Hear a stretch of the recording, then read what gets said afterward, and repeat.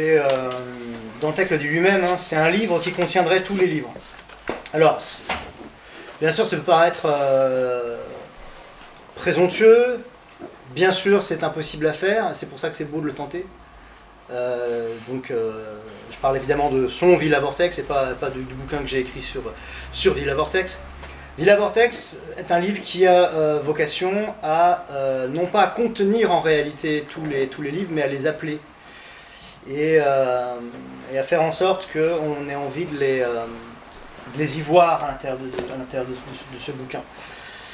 Et Dantec, lui, fixe pas à travers une littérature ou un style, et c'est à la fois la force et en même temps la déraison. Donc le problème aussi que peut poser ce roman, c'est qu'il conjugue tellement, il convoque tellement de styles différents, que sans forcément perdre le lecteur, on a l'impression qu'il est déjà lui-même plusieurs livres écrits presque par plusieurs personnes en même temps. Et là, on va retrouver à la fois des pirouettes stylistiques où on retrouvera pêle-mêle poésie, humour et transcendance de la banalité. Et parfois, dans le même paragraphe, on va au contraire avoir une exposition à la brutalité verbale, à la vulgarité la plus insondable.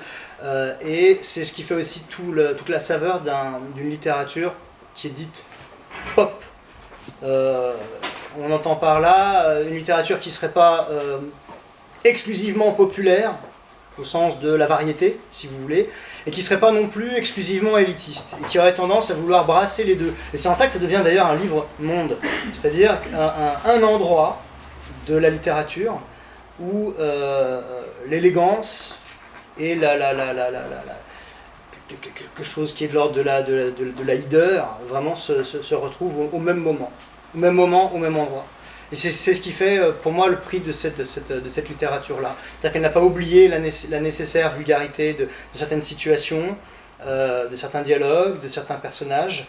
Et parfois, justement, il va y avoir des espèces d'allers-retours où des choses très belles vont être comme Avili, et à l'inverse, des choses atroces vont être magnifiées.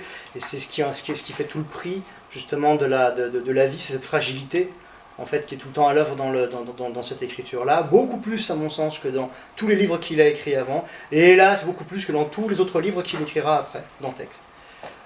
C'est comme si, en fait, il avait justement aussi cumulé tous ses livres à l'intérieur de celui-là. C'est un peu une espèce de... ceux qu'il va écrire dans le futur. Ouais, voilà, ils sont annoncés, en fait, dans ce bouquin, enfin, bon, selon moi, mais je pense que c'est aisément démontrable pour quiconque lira les livres post-2003 de Maurice Dantec,